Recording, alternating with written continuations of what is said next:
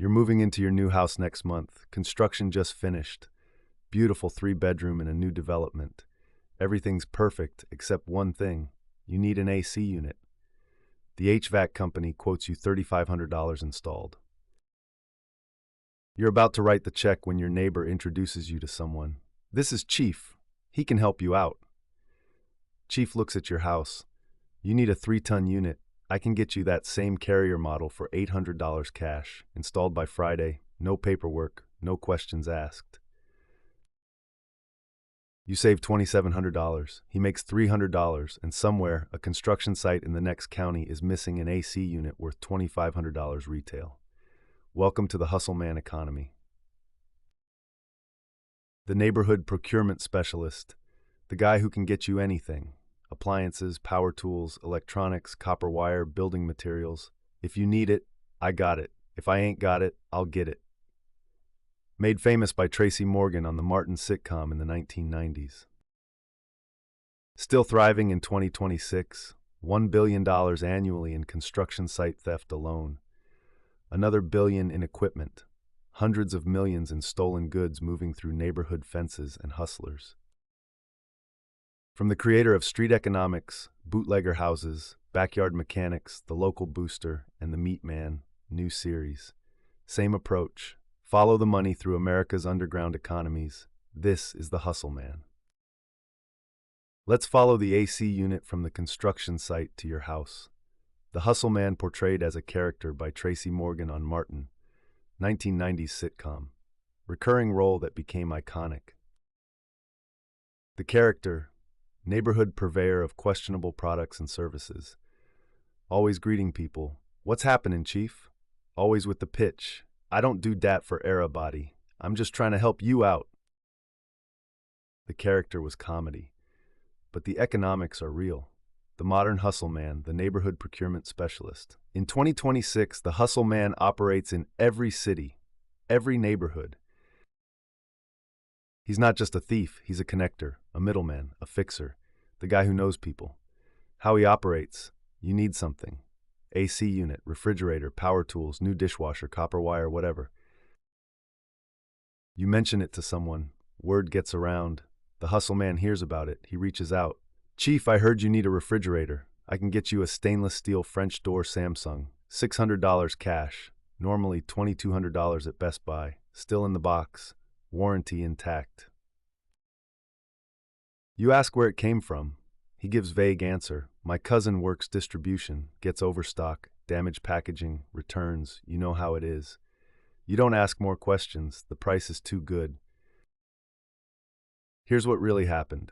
His cousin does work distribution, but not legitimate distribution. He steals from construction sites, new home developments, commercial properties, warehouses, loading docks. Or the hustle man knows professional thieves. The hustle man is the fence, the middleman. He connects thieves with customers. Or he steals it himself. But that's less common. Most hustle men are procurers, not thieves. They know people who steal, they know people who buy, they connect them, take a cut. What he deals in: construction materials, AC units, copper wire, power tools, appliances, lumber, steel, aluminum, generators, transformers. Stolen from construction sites, new developments, commercial projects. Appliances, refrigerators, dishwashers, washers, dryers, stoves. From construction sites, retail theft, loading dock heists. Power tools, DeWalt, Milwaukee, Makita professional grade. From Home Depot heists, construction sites, contractor trucks. TVs, tablets, phones, laptops, gaming systems. From retail theft, cargo theft, warehouse jobs. Everything else, designer goods, car parts, building supplies, generators, whatever you need. If I ain't got it, I'll get it. How he's different from Shay steals and sells. She's the booster. Walks into Target, walks out with merchandise, sells it to neighbors. One-person operation. The hustle man is a network. He doesn't necessarily steal. He knows people who steal. He's the middleman, the connector, the procurement specialist. Shay focuses on retail theft, baby formula, cosmetics, razors, specific categories. The hustle man has broad scope: construction materials, appliances, tools, electronics, services, anything. That's the whole point. If you need it, I got it. The hustle man exists at different levels. Occasional neighborhood guy who knows a guy, full-time fence operating from his house, professional operation with storefront, organized network running multi-million-dollar heists. The common thread: procurement, connection, middlemanning, getting you what you need at a discount. No questions asked. He's the neighborhood essential, the guy everyone knows, the service nobody talks about publicly, but everybody uses. And in 2026, the economy is massive. The hustle man economy has 4 levels: different scale, different methods, different money. Level 1, occasional neighborhood hustler, makes $20,000, $50,000 per year. This is the part-time guy, has a day job, but he knows people, knows thieves, knows buyers, connects them when opportunities arise. Method: friend needs an AC unit. He knows someone who steals from construction sites, makes introduction, takes 10 to 20% cut as middleman. Example transaction: AC unit retail value $2,500. Thief wants $500 cash. Buyer pays $800. Hustler keeps $300 as connection fee. Everyone wins, except the construction company missing an AC unit. Volume: facilitates 5 to 10 transactions monthly.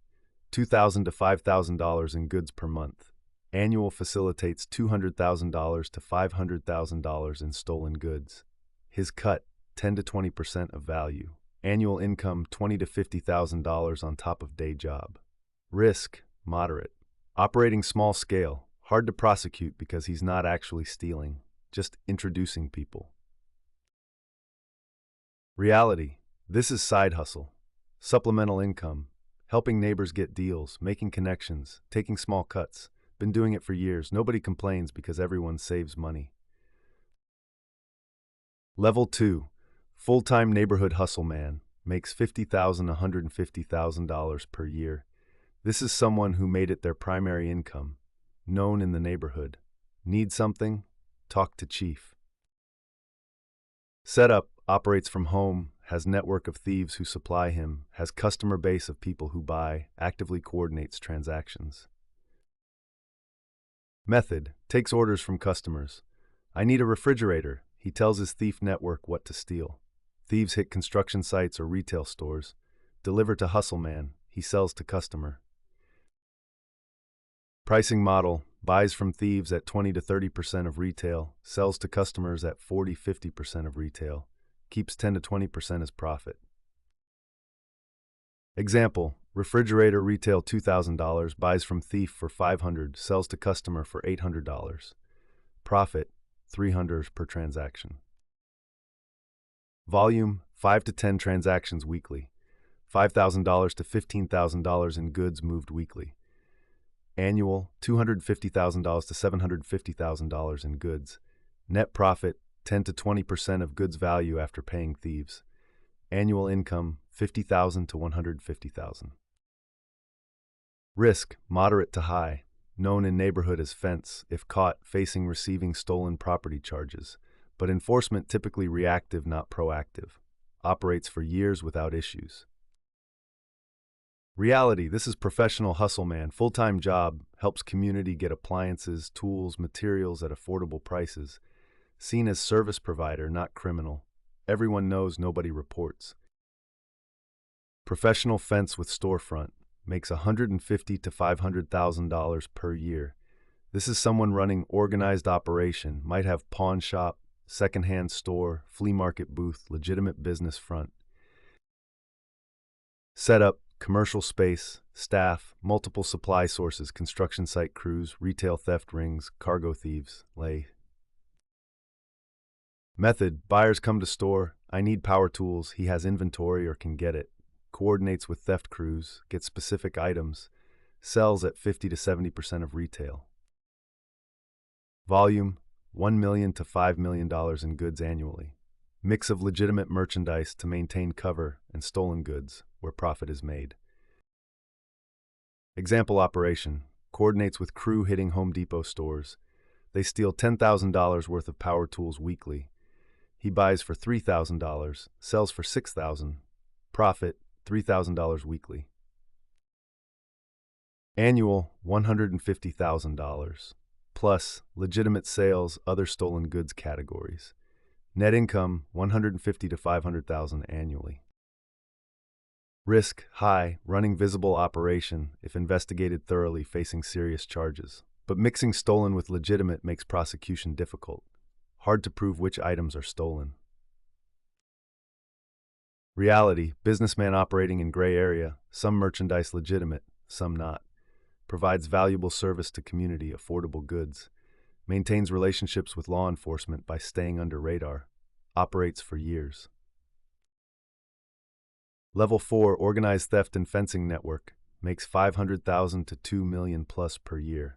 At the top are organized networks, multiple operators, teams of thieves, multi-state operations. Major volume.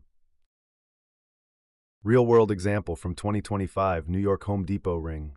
13 defendants, $2.2 million in merchandise stolen, 319 separate incidents over 13 months. Targeted, AC units, power tools, building materials, smoke detectors, insulation. Sometimes hit same store 4 times in one day. Sold through Brooklyn storefront and Facebook Marketplace. Another example from 2025, Brooklyn construction materials fraud.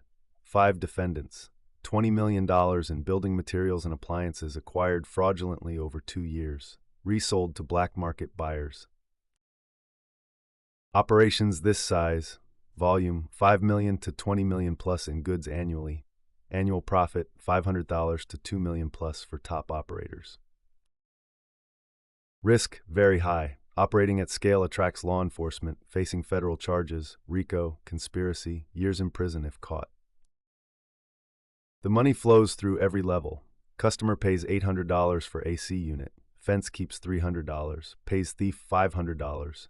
Thief stole it from construction site where it cost company $2,500 to purchase and install.